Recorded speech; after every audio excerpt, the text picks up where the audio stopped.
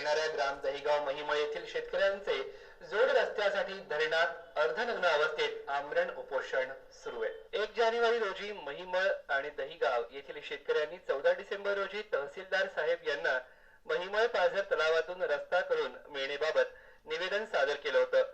मात्र प्रशासनाकडून कुठलाच प्रतिसाद मिळाला नाही। याआधीही शेतकऱ्यांनी वेळोवेळी निवेदन दिलं।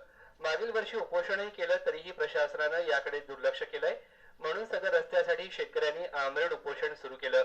या उपोषणाला 2 दिवस उलटूनही कुठलाही अधिकारी या गावात फिरकला नाहीये।